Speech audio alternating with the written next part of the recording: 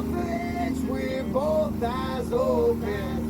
Drift away like a whisper in the wind. It's hard to fly with both wings broken, but it's yourself that always gets you in the end. Feels like I'm sinking in the ocean, falling deeper than I ever been. I just take another hit of this potion. So this has really turned out to be an exceptionally quiet spot where the only boats that come in here are boats where are my friends, and I show them on a map where I'm at and they come and find me. Otherwise, I've never had anyone come in here yet, and I think I've been here a week and a half. Look at how still the water is in here. Yeah. Just if there's a wave in here, I make it. I'm the one who made the wave, you know? It's perfect. And a lot of the times, you don't even know you're on a boat. You're on the boat. If you're sitting still, the boat's not moving, and you just don't even know. It seems like a cabin in the woods. It's a wonderful spot. Look at these reflections. Unfortunately, none of the shells made it through the dinghy ride with River. He stepped on them all, but they're gonna make some good nachos. Today's sponsor is Reo Duo. They are sponsoring me with a 200 amp hour battery that is going to be running my diesel heater over winter. There's some special features we're going to talk about during the episode as we set that up. However, their website does actually give a lot of information about what kind of battery and what lithium batteries do for you. One of my favorite things is this rocking chair. If you're ever seasick or you've been waving around for a long time, you sit in a rocking chair and it makes it go away. It is one of the secrets I have learned over years of living on water. Now, problem is, River thinks there's something in that hole. I've looked a couple times, but I don't see anything. Problem is, the boat fell off here.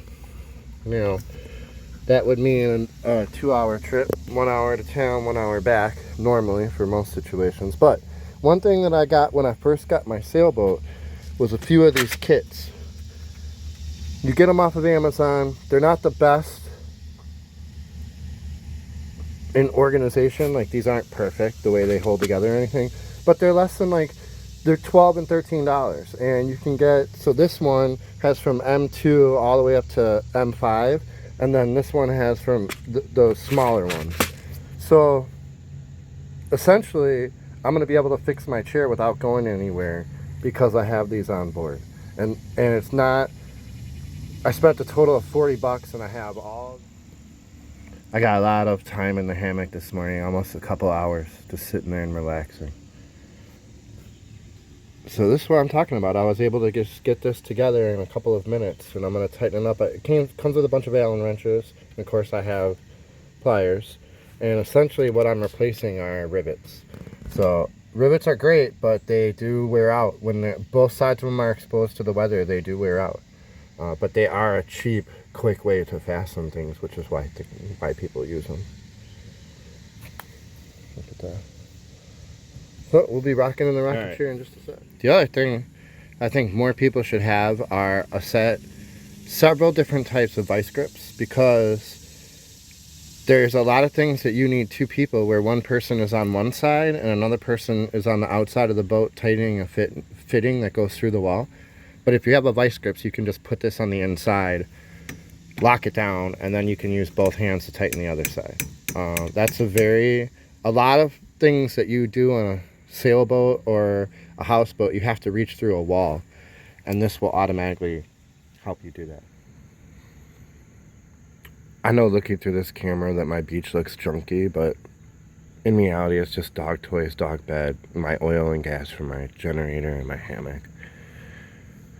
I want to point out the majority, or the main wind direction here is from the south, and I am facing the south. So when I sit in my hammock or I sit in my recliner that I'm sitting in right now, the wind just comes right off of this cool water and hits me and cools down the whole area. It actually has become one of the most pleasurable seating arrangements that I've ever had, because it's just, it's not constant, but it's pretty constant to have wind coming from the south here. So it's a perfect spot, and it's going to suck to leave in a couple of weeks or a week or so. We'll see. Okay, so it's about noon, and this is about the time where it starts to get hot enough outside where the animals start to move in. I moved the blanket out front to block the sun off the front of the boat. We are, she's gonna go back up. We are cooking lunch. I got some kielbasa, corn, rice, going to make tacos with it. And then I have hard, soft shells, tomato, onion, lettuce, cheese, and sour cream. So they're gonna be supreme. But River comes inside, and this is where he's either, you have to hose him off, have him in a beach, or he's going to stay inside until about 3 o'clock, 4 o'clock, where the sun starts to get a little bit less aggressive. Yeah, that's the best word for it. We'll see what Cricket's doing. She found a good shady spot.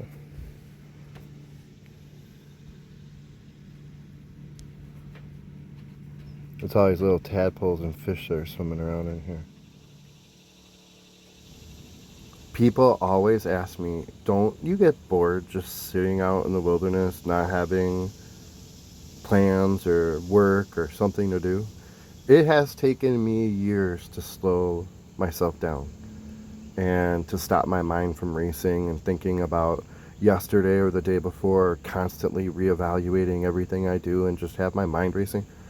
I can sit now for weeks and just watch a crayfish climb up on shore, or watch an egret take off and fly off into the distance. I really have no problem filling my day with interesting things. I've been doing things that are bad for me. I've been going places I shouldn't be. I've been getting high, staying numb for weeks. I've been doing things that are bad for me. Island, island, island. And that's just on the port side. Starboard. I got that wrong. That was the starboard. This is the port. Island, island, island, island, island. This is a very exciting find for me.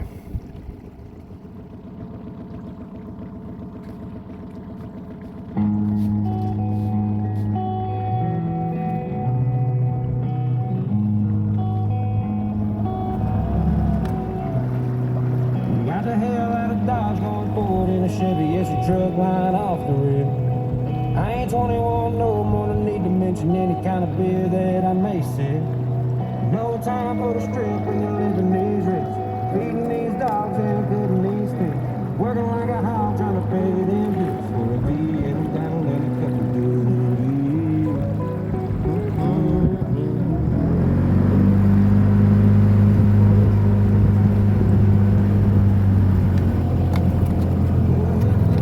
Got a man to the bone and the bone and change shit. Redneck rock star at any Waffle House, even if it is 2 a.m. Smoking joints out front, slopping good times. Watching for the police creeping on by. Fist bump, country boys pants about. We the last of a breed that don't ever die.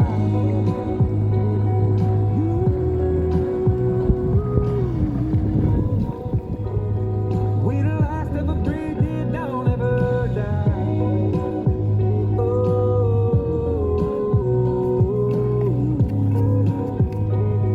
We the last of a breed that don't ever.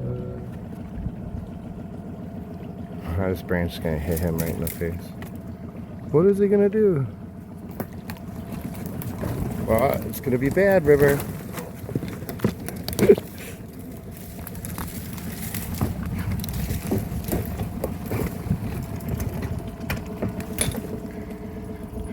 No, we're not through it yet. Can you get up? Go, get up. Good boy.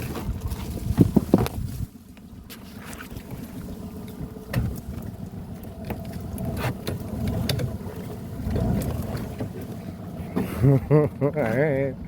What's next? Hey, get back in the boat. What are you doing? Hey, naughty dog.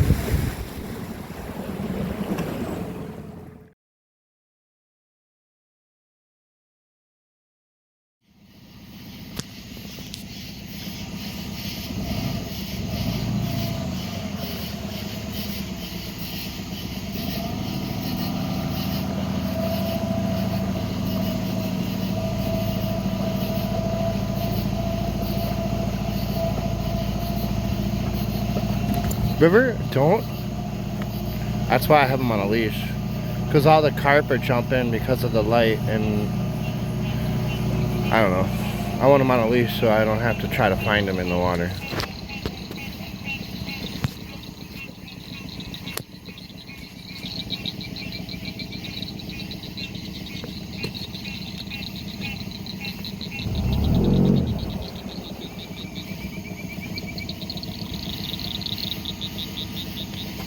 River, quit pulling my hand, dude. You're gonna get in trouble.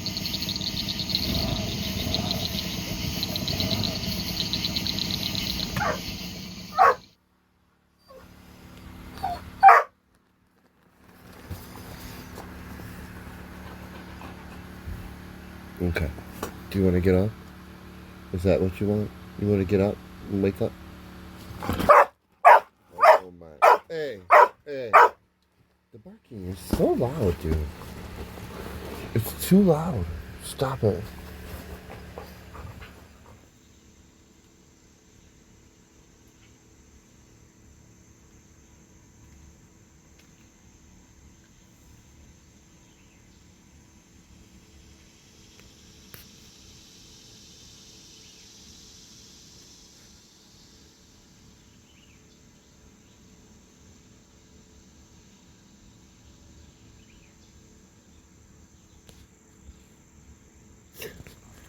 I don't know what she's chasing, but she's kind of excited.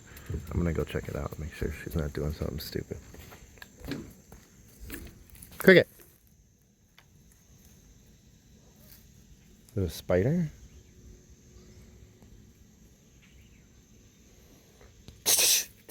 Come on. I don't know what you're going after here.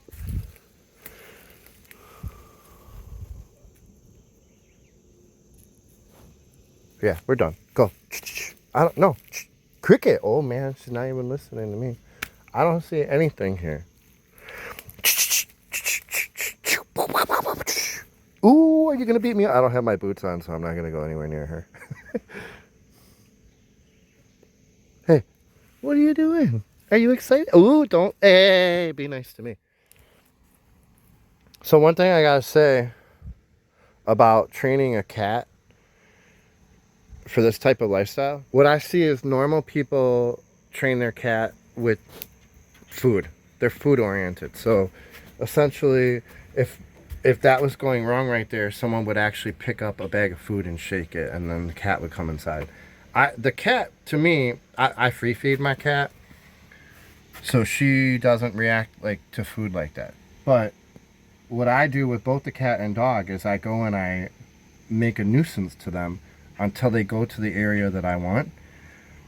And then I never make the nuisance continue once they get on the boat. So no matter what, if they jump on the boat, me doing whatever I'm doing, clapping my hands or stomping my feet, that goes away.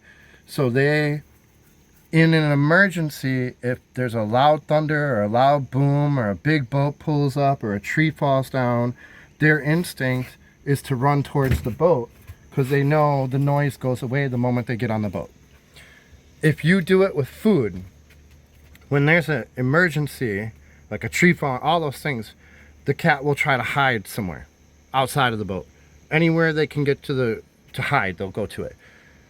But training them with loud noise, crashing, stomping in the woods, yelling, whatever it is, and then you stop that noise and you say, hey kitty, good kitty, when they get on the boat, that does inherently make them go running towards the boat anytime there's something wrong going. So the other day, River got into a huge brawl with a bunch of otters.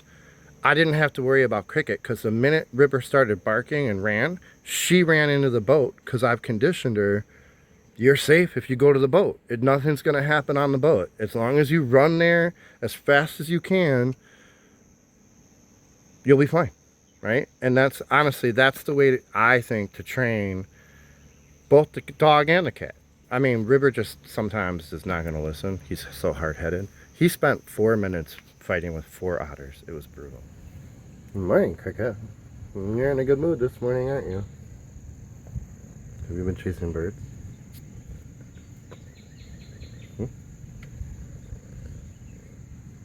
Don't bite me. Don't bite me. You're so mean.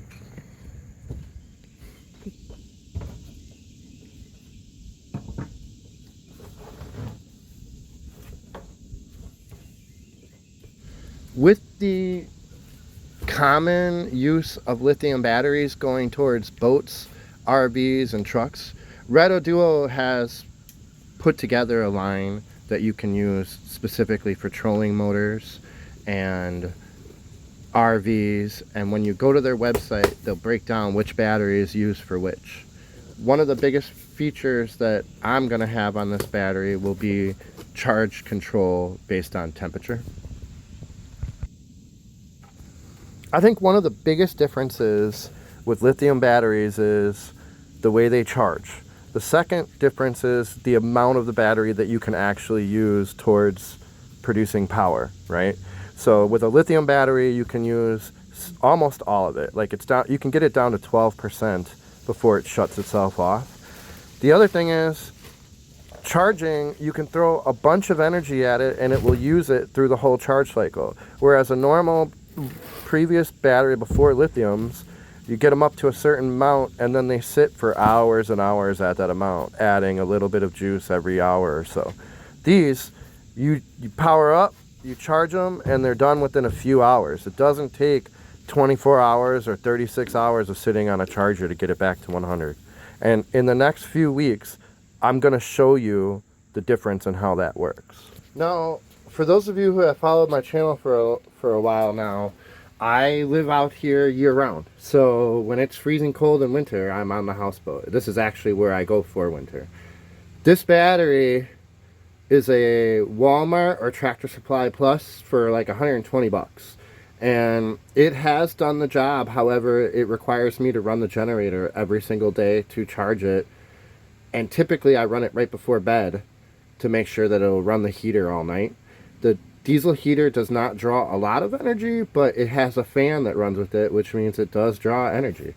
And now that I'll have a BMS system, battery management system, that I can hook up to my phone, I'll be able to tell you exactly how much energy it's drawing and what we need to run it.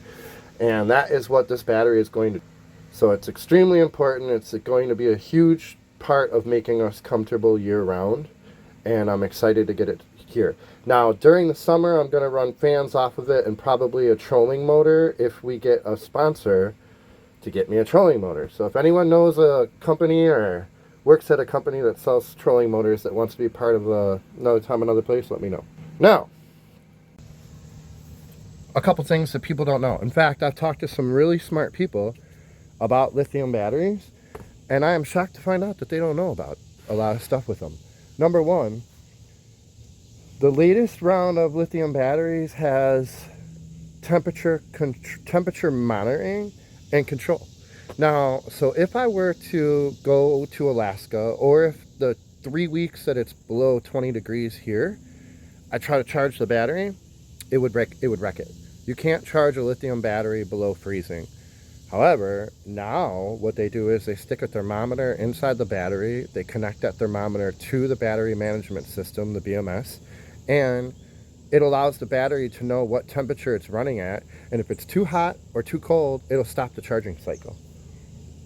It won't let you ruin it. So I'm sitting back in the rocking chair, and guess who feels like she wants to hang out with me again. I don't know. She's finicky right now. Or mercurial. The idea over the next few months, I don't know if you guys have been watching my episodes just in the last month or so. I went from 3 different batteries on this boat that I was moving around and trying to charge every single day, that none of them had more than 15 amp hours or 20 amp hours of usable power, to now I have 300 amp hours of lithium, which is automatically making me able to go a couple of weeks between running the generator, not including the air conditioner. And essentially it has completely changed the way I approach running fans, running power, having gasoline, that kind of thing. So it's been a great upgrade. And my thought is, over the next few weeks, what I will do is start to kind of track through the battery management systems the amount of electricity I'm using, when I have to charge them, the difference between a 100 amp hour battery and a 200 amp hour battery, which is something that I can do now to show you. I have not put everything together, and I like that aspect of my houseboat. So the motor itself has its own battery that's separate, and the motor can be pull started. The lighting and the telephone and the laptop getting charged is all happening through another battery that has nothing to do with the motor. And then now the heating,